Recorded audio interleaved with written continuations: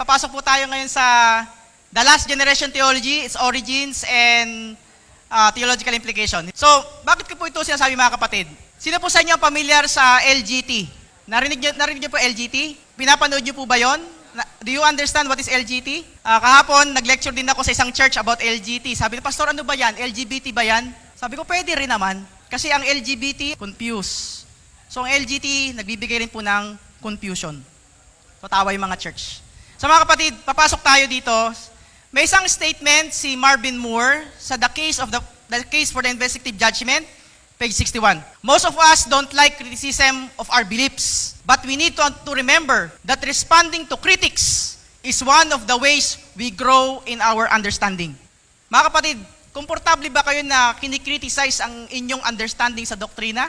Di ba? Kung totoo ang Seventh-day Adventist, bakit tayo nagkakagulo? Mga kapatid, para sa akin, yung mga doctrinal confusion na ito are ways for us to study the scripture. And ako po, basically, ang last generation theology ay very much aware na po ako dyan as early as 2005, 20 years ago. Pero hindi ko po yan pinapansin. Ang LGT po ay nasa ating kalagitnaan since 1950s. Pero last year lang po ito pumutok sa Pilipinas. Ang tagal, no? Ganun po katagal. Mga kapatid, marami po tayong mga theological issues sa US at ibang bansa, hindi pa dumarating sa Pilipinas. Kaya ngayon po, habang di pa siya dumarating, pinag-aaralan ko na siya. If in case dumating sa Pilipinas, I know how to answer. Kasi yun po yung role po natin. So, ako po personally, I am blessed sa issue ng LGT. Bakit? Kasi mas luminaw sa akin ang ating understanding sa doktrina. May mga understanding ako sa doktrina na ganito, ganyan, pero later on, nung pinagtagpi-tagpi ko na, kaya pala ganito yung doktrina natin. Kasi meron siyang sinasagot na isang issue, which is last generation theology.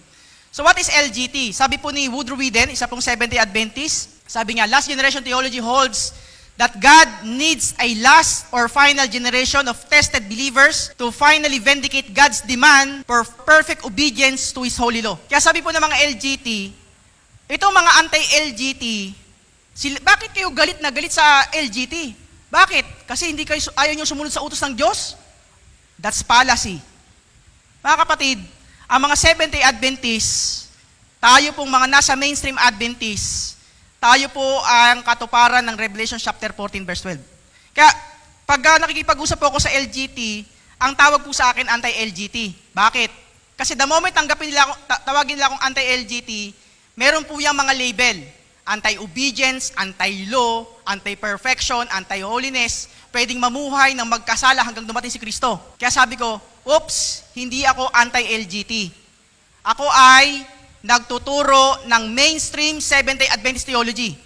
Mainstream. Ayaw lang tanggapin yung mainstream Seventh-day Adventist theology. Bakit? Kasi kung mainstream ako, ano kayo? Di offshoot. Sabi ko, sige, tawagin niyo ako anti-LGT, tatawagin ko yung sarili ko na mainstream Seventh-day Adventist. So ano kayo? Hindi kayo mainstream. Kung di kayo mainstream, anong tawag sa inyo? Hindi offshoot.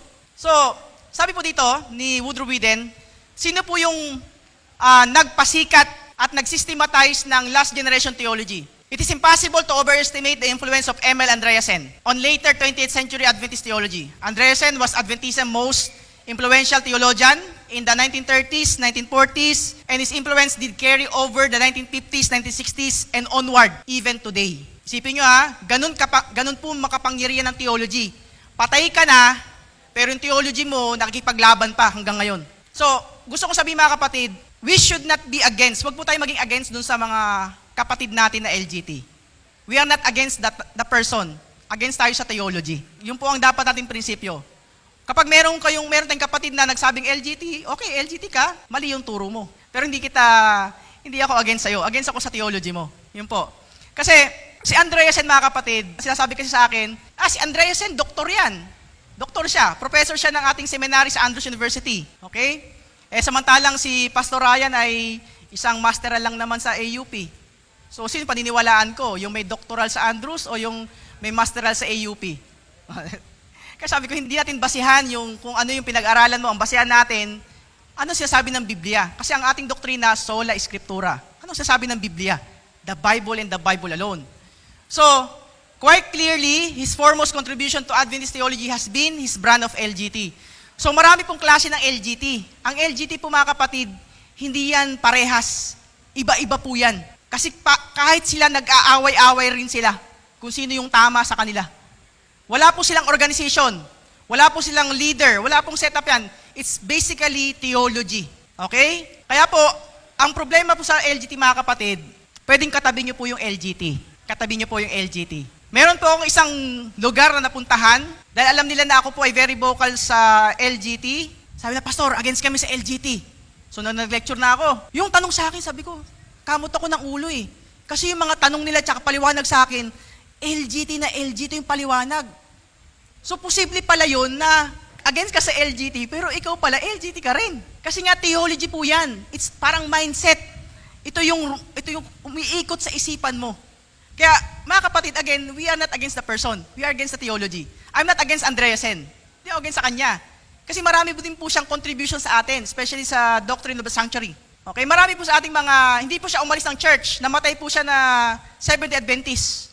At siya po may credential, ibinalik sa kanya yung credential niya after niyang mamatay. So yan po. So, yung kanya pong theology, na last generation theology, siya po yung nagpasikat ng word na LGT. Last generation theology. So, dito po yan ang galing sa book na ito, The Sanctuary Service, sa chapter 21. Ang title po ng chapter 21 ay The Last Generation.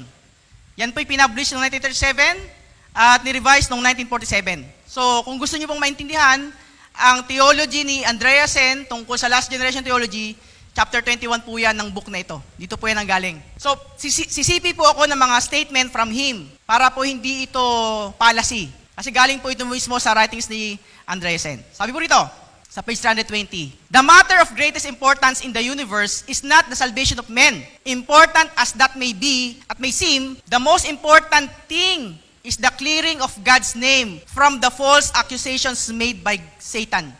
So, ang LGT mga kapatid, ito po yung pinaka-understanding nila. We need to vindicate God. Kailangan natin ipawalang sala ang Diyos kasi siya ay inakusahan ni Satanas.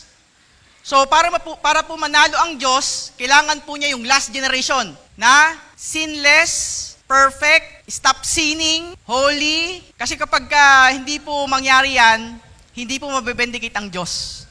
Okay? So, ang idea mga kapatid, yung salvation, ang pinaka-importante, yung vindication ng Diyos.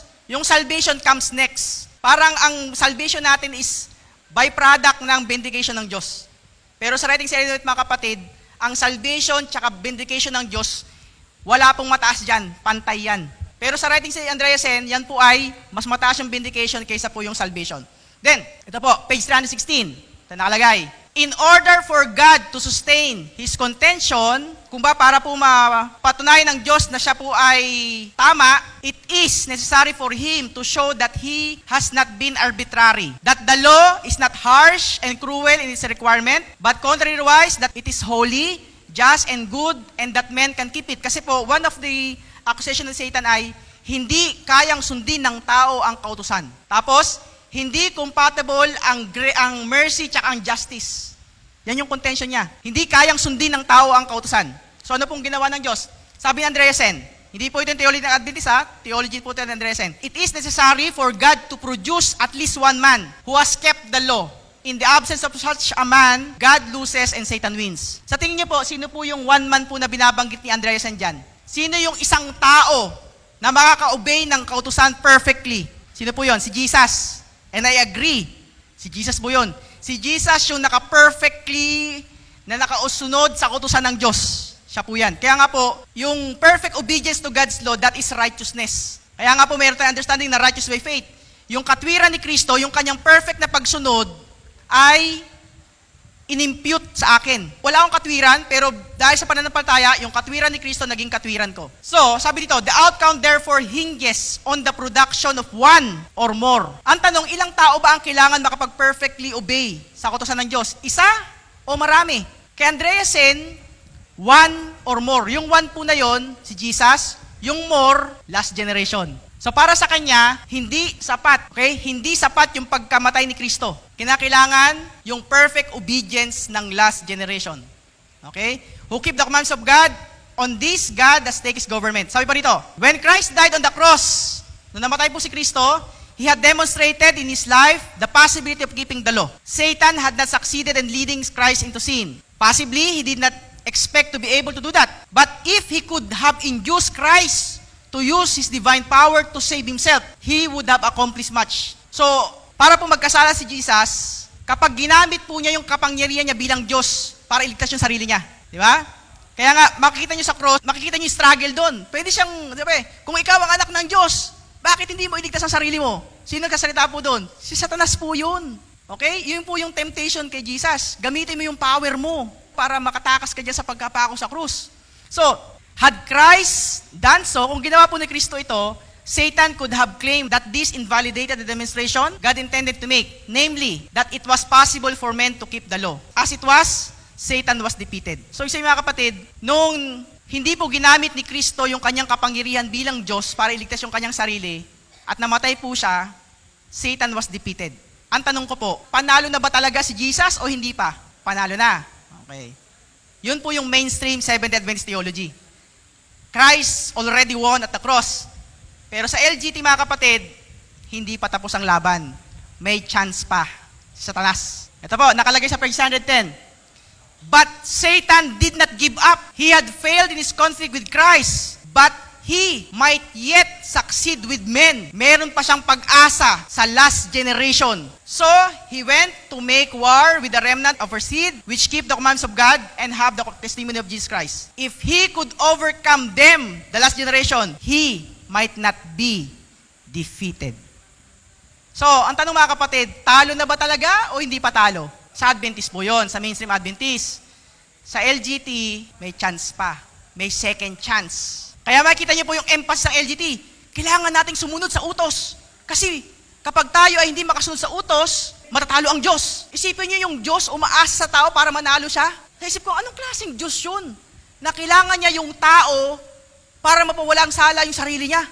Ang iisip ko mga kapatid, ginawa lang ba niya yung tao para mabindigay yung sarili niya? Parang may problema doon mga kapatid. Selfish po yung klase ng Diyos na ganun. Di ba?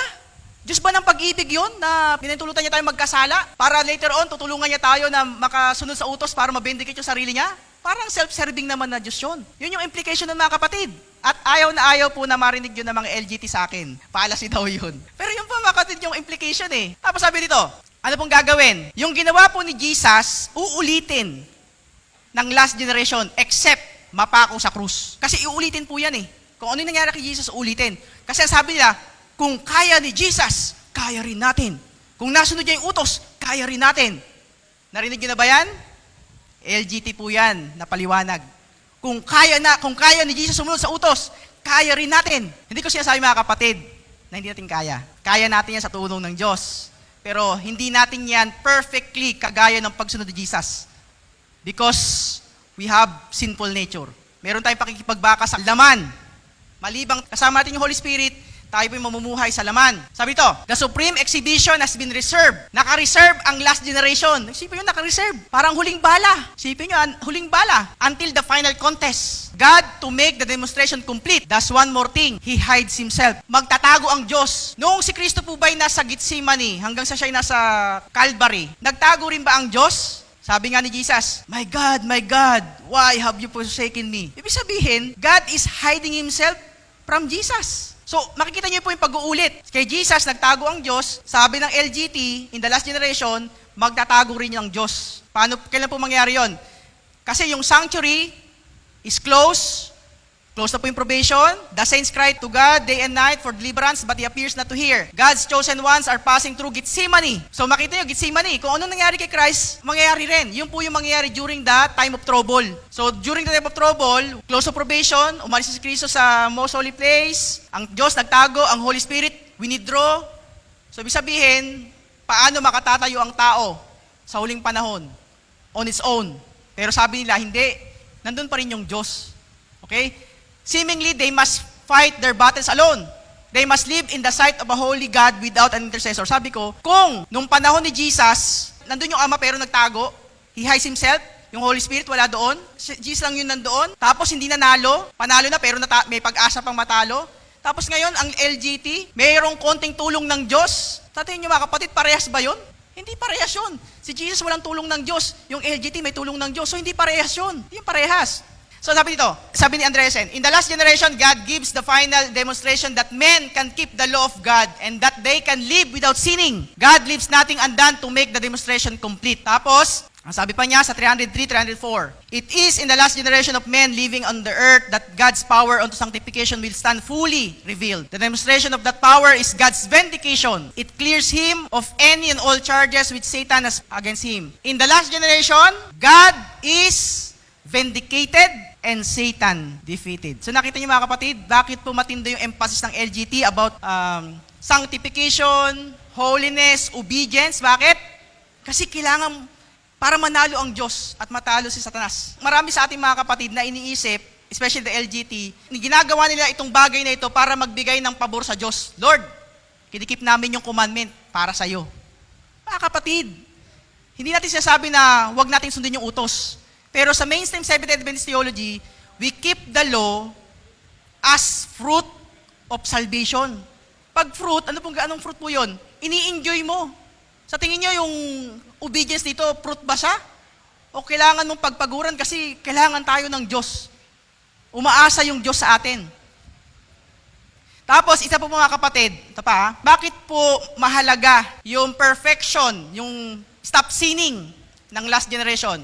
Kasi po mga kapatid, kapag nangyari na po itong final demonstration, when it has been accomplished, the end will come. Ibig sabihin mga kapatid, kapag meron ng perfect na mga tao, si Jesus darating na. Sipin niya, yung vindication ng Diyos, ang second coming ni Jesus, nakadepende sa tao. Kasi ito yung paliwanag nila eh. Ano bang ginagawa ni Jesus sa most holy place? Cleansing of the sanctuary.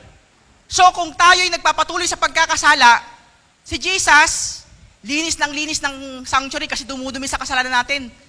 Para siyang nanay na, ano nyo yun? Hindi matapos-tapos sa gawain kasi kalalaba lang niya, mayroong agad labahan. Parang ganun po mga kapatid yung understanding nila. Kapag tayo ay hindi tumitigil sa kasalanan, si Jesus linis ng linis sa ating kasalanan at di makaalis sa most holy place at hindi makalabas sa sanctuary at para makarating sa mundong ito. Ganun po yung umiikot po na argument po dyan. So sabi po dito mga kapatid, gusto ko pong bigyan ng emphasis. Ako pa, bigyan ko ng emphasis to. Sabi po yung tungkol sa salvation and vindication. The matter of greatest importance in the universe is not the salvation of men. Important as that may seem, the most important thing is the clearing of God's name from the false accusations made by Satan. Mga kapatid, gusto ko pong magbigay ng writings na Ellen White, kung saan binanggit po ni Ellen White ito ha. Pero ito po yung sinasabi po ni Larry Kirkpatrick. Si Larry Kirkpatrick po ay isang LGT, very strong na LGT. Sabi niya, as an LGT Christian, okay? So LGT Christian sila. I am not interested first in my own salvation or even the salvation of others. I am committed to the vindication of God's character. Biruin niyo yun?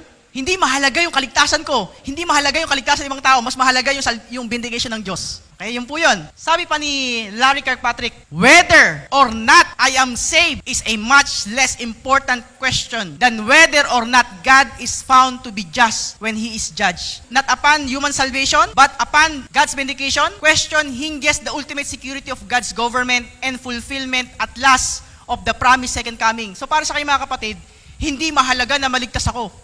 Kahit hindi ako maligtas, basta mabindicate yung Diyos, martir yun. Para alam yung mga kapatid, kahit hindi ako maligtas, Lord, basta mabindicate ka. Parang it does not make sense. Bakit gusto mo mabindicate ang Diyos? Ayaw mo maligtas? Di ba? Mga kapatid, itong statement po na ito ay misinterpretations ng writing ni Ellen White. Dito po yan ang galing sa Patriarchs and Prophets, page 68 and 69. Pansinin niyo po, mas mataas ba ang vindication ng Diyos o pantay ang salvation tsaka ang vindication? Ito po sabi ni Ellen White ha, but the plan of redemption had yet a broader and deeper purpose than the salvation of men. Doon niya po kinuha yan. So, hindi lang po yung salvation ng tao, ha? It was not for this alone that Christ came to the earth. It was not merely that the inhabitants of this little world might regard the law of God as it should be regarded, but it was to vindicate the character of God before the universe. So, nakita po yung idea? Parehas dun sa statement ni Andresen. Salvation and vindication. Pero ano po siya sabi ni Ellen White? Pansin nyo ha? The act of Christ in dying for the salvation of man. Ano po yung purpose ng pagdating ni Jesus? Salvation of man would not only make heaven accessible to men, but before the universe, it would justify God and His Son in their dealing with the rebellion of Satan. It would establish the perpetuity of the law of God and would reveal the nature and the result of sin. Ano ang pagkakaiba ng statement na ito sa statement ni Andresen? Malaki yung pagkakaiba. Kasi sa statement ni Andreessen, mas mataas ang vindication kaysa sa salvation. Sa statement ni Ellen White, yung salvation natin ay vindication din ng Diyos. May mataas ba dyan o pantay yan? Pantay yan, mga kapatid. Yung ating kaligtasan would also mean God's vindication. Hindi mabindicate ang Diyos para tayo'y masave. Magkaiba po yung mga kapatid. Tapos, isa pa mga kapatid, merong isang LGT, okay, babanggitin ko po ito ha. Merong isang LGT na gumawa po ng dissertation sa Thailand. Si Armin Kretzinger. The Doctrine of the Last Generation Theology for Seventh-day Adventists, a Defense. So siya po isang LGT. Sabi niya po dito, the argument that says that it is Jesus and not the last generation who vindicate God misses an important biblical promise about a task that God has given to His church. It might seem that Genesis 3:15 that it would be only Christ that would defeat Satan. Ano po nakalagay sa Genesis 3:15? Tatapakan yung ulo ng ahas, pero pag tinapakan po yung ulo ng ahas, ano po mangyari sa ulo ng ahas? Madudurog, pero yung sakong nung tatapak, ano mangyari? Masusugatan. Pag binasa niyo po yung Romans 16:20, ang nakalagay po dyan, parehas na parehas sa statement sa Genesis 3:15, pero nakalagay po dyan, ang tatapak, hindi si Kristo, kundi ang tatapak, yung mga banal. So sabi nila, yun yung fulfillment. So makikita nyo, kita mo, sa Genesis 3:15, yan yung fulfillment si Jesus. Ngayon, yung last generation ng fulfillment, Romans 16:20. So, yan po yung argument nila. So sabi pa nila dito, this would be completely unnecessary if Satan was completely defeated by Christ only. Okay, nakita yung argument? Hindi lang si Kristo yung it's not Christ who defeats Satan. Meron pa yung last generation. Sabi dito, Ellen G. White supports this biblical idea that God helps His people to defeat Satan. So meron pong citation, writing sa Ellen White. Mga kapatid, pinuntahan ko yung statement Ellen White. Talaga bang sinabi ni Ellen White yung concept ng vindication? Ano ang fulfillment ng Revelation ng Romans 16:20? Para kay Ellen White, ito yung understanding ni Ellen White. Kaya makikita niyo po ang LGT, naka-angkla po sila sa misinterpretation ng Bible at maraming talata ng misinterpretation sa writings ni Ellen White. Pansinin niyo po ito. Okay? Nakalagay dito, although she must battle yung church, yet by the help of God, the church is bruising. Sinusugatan yung ulo ni Satanas. The Lord will have a people as true as steel and with faith as firm as the granite rock. They are to be His witnesses in the world, instrumentalities to do a special, a glorious work in the day of His preparation. Ang tanong mga kapatid, paano po natin sinusugatan ang ulo ni Satanas? Sa pamagitan po ba ng sinless perfection, ng stop sinning? Ang sabi ni Ellen White, ito po yung paraan kung paano po natin sinusugatan yung ulo ni Satanas as fulfillment ng Romans 16:20. Ang nakalagay dyan the gospel does not win a single soul to Christ or make its way to a single heart without wounding the head of Satan. Paano po natin sinusugatan yung ulo ni Satanas? Kapag may isang tao na tumanggap kay Kristo bilang Panginoon ng kanyang buhay. Hindi sinless perfection, hindi stop sinning. Walang sinabi sa Ellen White stop sinning dyan sa passage na yan. Kaya sabi ko, tingnan mo, nag-quote na nga ng writing sa Ellen White, misinterpretation pa. Wala namang sinabing stop sinning dyan. Nakalagay dyan, whenever a captive is wrenched from his grasp, delivered from his oppression, the tyrant is defeated. Ang sabi pa nga dyan, paano po nadidefeat ang ulo sa Satanas? The publishing houses, the presses, are instrumentalities of God's hand. Yung ating publishing house, mga kapatid, sa understanding ni Ellen White, kapag sila nagpapublish ng books, kinakalat sa buong mundo, at may tumanggap sa pabalita ng Panginoon sa pamamagitan ng mga aklat na ito, fulfillment po yun ng Romans 16:20. Sinusugatan yung ulo sa Satanas. Kaya mga kapatid, wag po nating maliitin yung publishing ministry. Suportahan natin yung publishing ministry. Bakit? It is one of the fulfillment ng bruising of the head.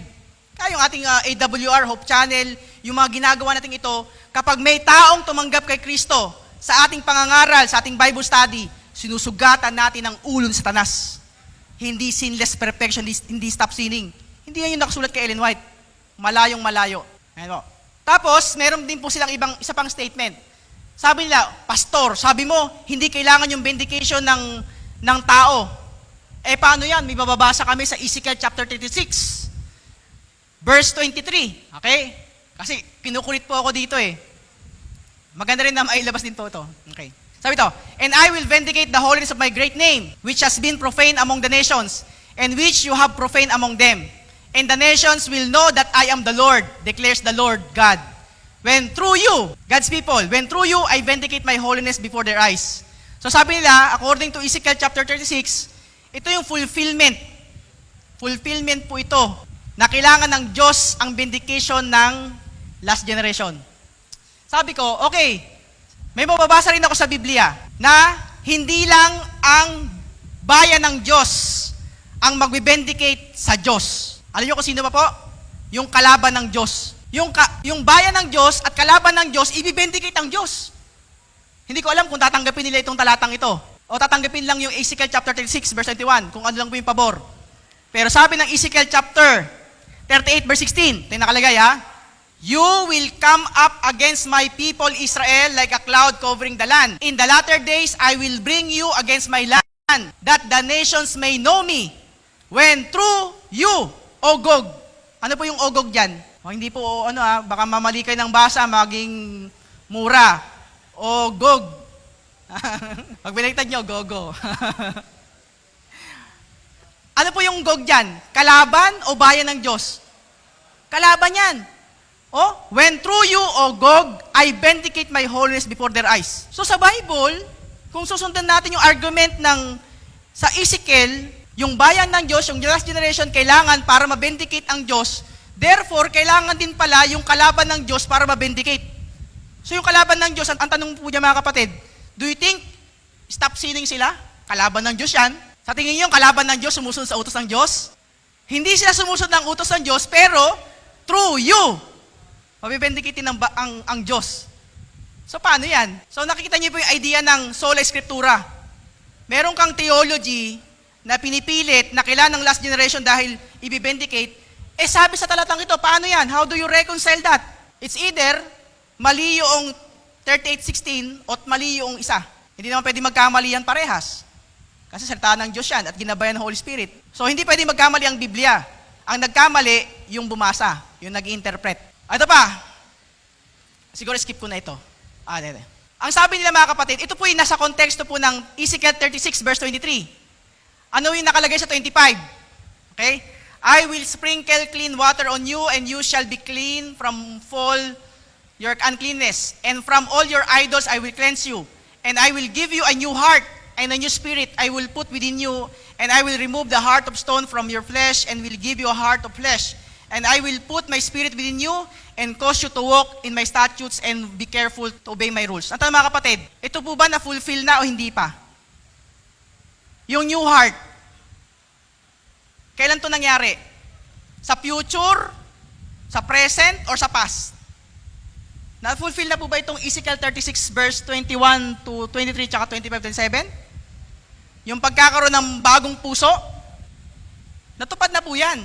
Natupad yan nung si Kristo namatay sa krus, nung tayo nabautismohan, tinanggap si Kristo, sabi sa Hebrews, bibigyan ko kayo ng bagong puso. That's a fulfillment. Pero sabi ng LGT, sabi ni Kevin Paulson, isang LGT, it is safe to say this vindication never happened in the experience of God's ancient people. Else, the plan of salvation would have turned out much differently. This prophecy, yung Ezekiel 36:23, therefore remains to be fulfilled in the experience of the final victory of the last generation saints. Ang sabi ko, yung Ezekiel 36:23, sa future pa mapufulfill. Pero yung 25 at 27, na-fulfill na ngayon.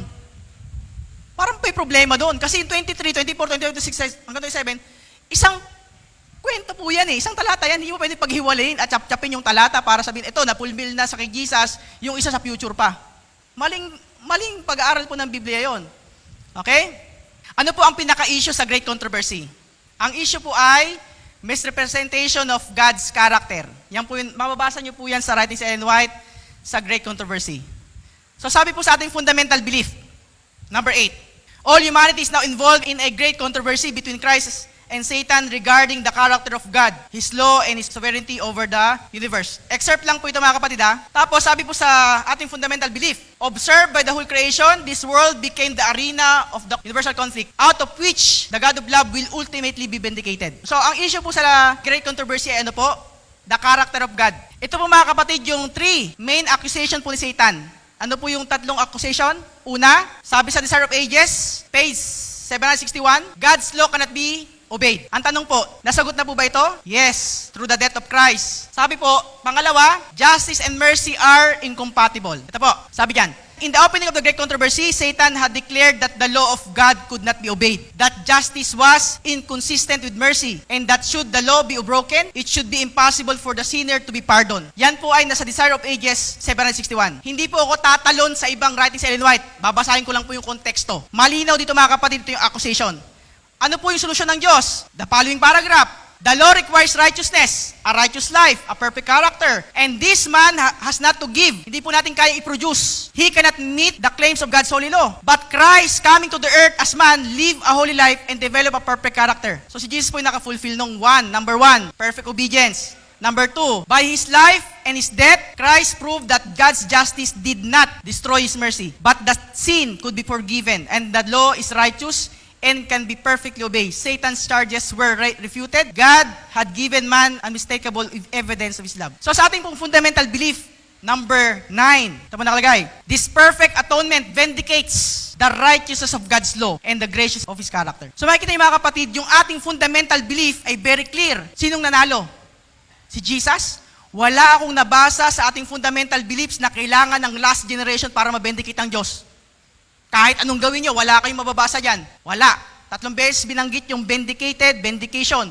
Pero wala akong nabasa sa fundamental beliefs na vindication sa pamagitan ng last generation. Kaya yung mga LGT na nagsabi na supported ng fundamental beliefs, ang LGT, nagsisinungaling po sila. Pangatlo mga kapatid, tatapusin ko sa pangatlo. Alam niyo mga kapatid, hindi nagtatapos sa dalawang accusation yung ginawa ni Satan. Nung natalo si Satan, meron siyang follow-up po na accusation. Yung number 3, Christ's death nullified God's law. Kaya nga, bakit hindi pa po pinupukas si Satanas? Kasi meron pa siyang pangatlong accusation. Yung number 1, number 2 tapos na, yung number 3 hindi pa tapos. Yung kautusan ng Diyos ay binago na. Wala nang kautusan. Narinig nyo na ba yun mga kapatid? May nagtuturo, wala nang kautusan, binago na yan. Turo po ni Satanas yun mga kapatid. Sabi dito, sa 762.5, another deception was now to be brought forward. Natalon siya sa cross. Meron siyang pangatlong accusation. Satan declared that mercy destroyed justice, that the death of Christ abrogated the Father's law. Hindi pwedeng magtugma yung mercy tsaka yung justice. So ang tanong mga kapatid, paano sasagutin ng Diyos yung number 3 accusation? Kasi nasagot na yung 1 tsaka 2 eh. Ano yung paano sasagutin yung number 3? Ito mga kapatid, 763.3. The warfare against God's law, which was begun in heaven, will be continued until the end of time. Every man will be tested. Obedience or disobedience is the question to be decided by the whole world. So, ang tanong mga kapatid, sa mainstream Adventist, hindi natin sinasabi na walang halaga yung obedience. Meron po yan. Ipapaliwanag ko anong halaga ng obedience. Ito po. At pag nangyari po ito, then the end will come. God will vindicate His law. Sino pong nag-vindicate dun sa number 3 question? Tao ba? LGT ba? Malinaw oh. God will vindicate His law and deliver His people. Hindi kailangan ng Diyos yung LGT para ma-vindicate siya. God Himself will vindicate His law. At pag na-vindicate niya yung kanyang law, i-deliver niya yung kanyang bayan. Satan and all who join him in rebellion will be cut off. Sin and sinners will perish. Ang tanong, paano sinagot ng Diyos yung number 3 accusation? Alam niyo kung paano po sinagot ng Diyos yung number 3 accusation? That God's law was abrogated, na wala ng kautusan. That mercy destroyed justice. Fundamental belief number 24. The pre-Advent judgment also makes manifest who among the living are abiding in Christ, keeping the commandments of God and faith of Jesus, and in Him, therefore, are ready for translation into His everlasting kingdom. Pre-Advent judgment, mga kapatid, yung pagsagot sa number 3 accusation sa Satanas. Diba? This pre-Advent judgment, okay, vindicates the justice of God in saving those who believe in Jesus. It declares that those who have remained loyal to God shall receive the kingdom. The completion of this ministry of Christ will mark the close of human probation before the second coming, the second advent. Mga kapatid, hindi natin tinatanggal yung obedience. Itinatama natin saan ba dapat mapunta yung obedience. Obedience is the fruit na tayo ay na kay Kristo. Kapag tayo na kay Kristo, tunay na sinuko ang buhay kay Kristo, tayo ay mayroong buhay ng pagsunod. Hindi sa letra, kundi sa espiritu. Mga kapatid, panghuli na lang. Ito, sabi ni Clifford Goldstein, the judgment, yung pre-advent judgment, isn't a time when God decides to accept or reject us.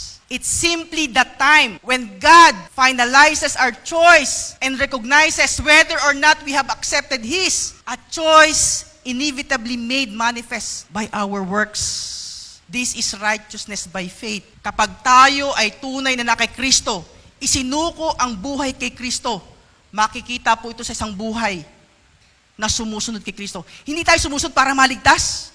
Kahit si Kristo ang ating kaligtasan. Hindi tayo sumusunod para mabendikit ng Diyos. Sumusunod tayo dahil sa pamagitan ng ating pagsunod, mabibendikit ng Diyos yung kanyang sarili. Kumbaga, ang vindication ng Diyos ay hindi nakadepende sa tao. God vindicates Himself. Okay? So, siguro basahin ko lang to, Pastor Jomel, yung conclusion ko na lang. Okay?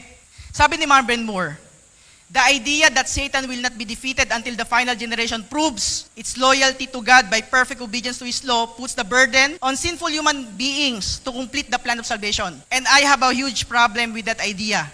Ako rin. Jesus is the only one on whom God placed the responsibility to defeat Satan. Jesus' righteousness is the only righteousness and His obedience is the only obedience that could defeat Satan. My objection to Andreasen theology is the idea that God is in any way depending on the sinless witness of that last generation to vindicate God, defeat Satan, and bring the conflict between good and evil to a final close. Jesus is the only one who could have accomplished all that. And once He did it, there's nothing left for any other generation to do. So mga kapatid, doon po nagtatapos yung aking presentation about the last generation theology. Alright, maraming salamat, Pastor Ryan. Isang bagsak, mga kapatid. Alright, talagang gising na. Okay, dadako tayo sa questions. Kung meron kayong tanong dito sa last presentation natin, at least 3 questions. Tayo na po kayo. Ayan, bilis talaga ni tatay. Galing ito sa pag-ulingin. Okay. Ito po ang tanong ko, Pastor Ryan. Hindi ba darating si Jesus hanggat yung picture ni Jesus o yung character ni Jesus is fully reproduced sa kanyang mga tao? Mababasa niyo po yan sa Christ Object Lesson. Pag binasa niyo po sa Christ Object Lesson, mga kapatid, basahin po natin konteksto. Nakalagay po doon, when the character of Christ was perfectly reproduced in God's people, then the end will come. Ang konteksto ng mga kapatid, ano ba yung dapat ma-reproduce na character natin? Na character ni Kristo sa atin? Pag binasa niyo po yung konteksto, perfect love. Kapag meron na po tayong pag-ibig sa ating kapwa-tao na we sacrifice ourselves para ma-save sila, that's how the character of God is reproduced. Hindi sinless perfection. Ang character perfection, mga kapatid, is not sinless perfection.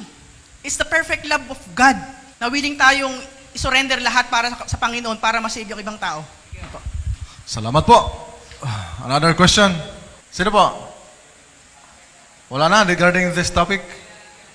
Presentation? Alay po kayo, brother. Saan, Pastor, saan po papasok yung ang banal, patuloy magpakabanal at ang masama ay patuloy magpakasama? Yun po ay yung po yung sealing time, yung close of probation. Kapag before the time of trouble, doon po papasok yung ang banal, magpakabanal, ang masama, magpakasama. Bakit po magpapakabanal ang banal? At bakit magpapakasama ang masama? Kasi meron pa mga rating sa Ellen White, ito po yung nakalagay. Kasi i-withdraw yung Holy Spirit. Ang maling akala natin mga Adventist, ang Holy Spirit tatanggalin sa mga banal. Mga kapatid, ang Holy Spirit tatanggalin hindi sa mga banal. Tatanggalin ang Holy Spirit sa mga masasama. Kaya nga, kung wala ang Holy Spirit sa atin na nagko-convict, pasama ng pasama ng pasama. Pero kapag tayo ay nasa Holy Spirit, sabi sa Galatia, if you walk in the Spirit, yung flesh, walang power over us. Kaya tayo pabanal ng pabanal ng pabanal. So yun po yung mangyayari dun sa, actually yung fulfillment po niya, yung latter rain. Yung sealing, yan po yun, yung purpose nun. Kaya yung Holy Spirit hindi po mawawala sa mga banal during the time of trouble, 7 last plagues, hindi po mawawala yan. Alright, maraming salamat. Last question? Okay, wala na. So, maraming salamat, Pastor Ryan, for that wonderful presentation. Tayo dadako doon sa ating next questions.